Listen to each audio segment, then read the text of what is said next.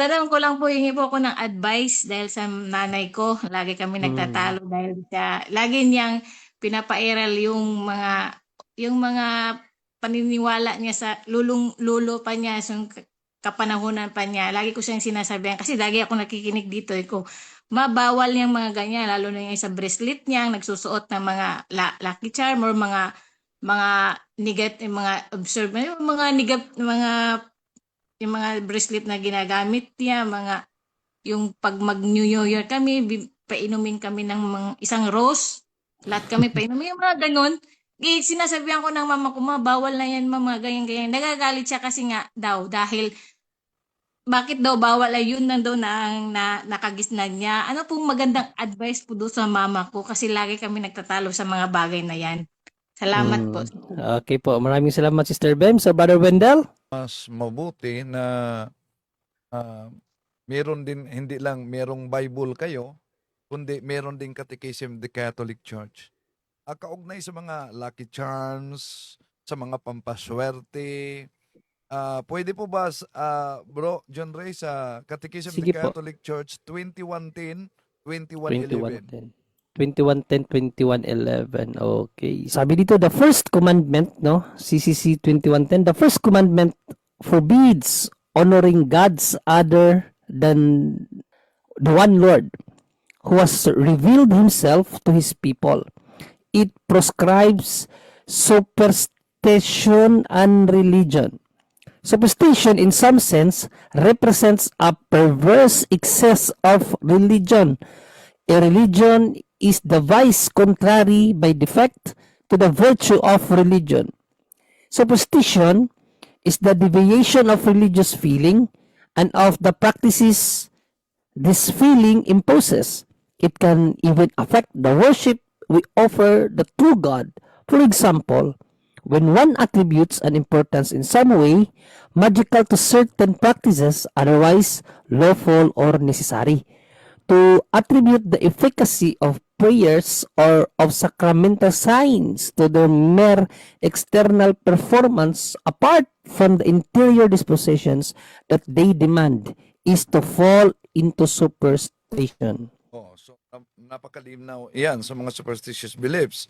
At hindi totoo yung sinabi nilang wala namang mawala kung maniniwala tayo dito. Yun kadalasan ang argumento sa mga naniniwala ng mga pamanhiin o mga pampaswerte. Wala namang mawawala basta maniniwala tayo. Pero tingnan natin sa Catechism of the Catholic Church 2138, Bro John Ray. 21:38, ito naman ang ating mababasa, mga kapatid. Superstition is a departure from the worship that we give to the true God. It is manifested in idolatry as well as in various forms of divination and magic. Okay? Napakalinaw ang aral ng simbahang Katoliko. Ayon sa Catechism of the Catholic Church 2138. Yung nagsasabing, wala namang mawala, basta maniniwala tayo. Pero tingnan natin Catechism of the Catholic Church 2138. Superstition is a total departure of the worship that we give to the true God. Ang laki ng nawala. Nawala Mm-mm. sa atin ang Diyos. Total departure of the worship that we give to the true God. Ibig sabihin, bilang Kristiyano, wala tayong paniniwala kaugnay sa mga pampaswerte. May Diyos na nagbibigay ng biyaya ayon sa kanyang kalooban. Ang paniniwala ay dapat nasa Diyos, hindi sa mga bagay na pinaniniwalaang nagbigay ng papaswerte dahil Diyos mismo ang nawala sa atin. So, ibig sabihin, kapatid, maliban na mayroon tayong Bible, dapat mayroon tayong Catechism of the Catholic Church para magamit natin sa pagpaliwanag kung ano ba ang opisyal na pananampalataya ng simbahang Katoliko kaugnay diyan. Balik sa inyo.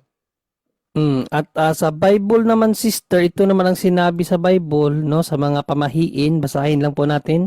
Deuteronomy 8:10, 18:10 to 12, no.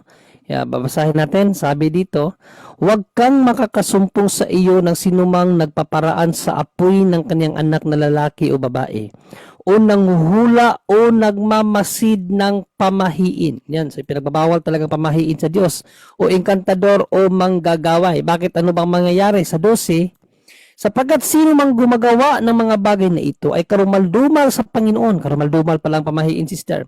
At dahil sa mga karumaldumal na ito, ay pinalalaya sila ng Panginoon mong Diyos sa harap mo. So pinapalayas ng Diyos, sister, ang mga nagmamasid ng pamahiin. No? So galit na galit ang Diyos. Kaya pwede mo rin niyang ipakita sa nanay mo, sister, kung naniniwala pa ang nanay mo sa Biblia at sa turo ng simbahan, yung ipinakita ni Brother Wendell. Sister Ben? Po. Salamat po.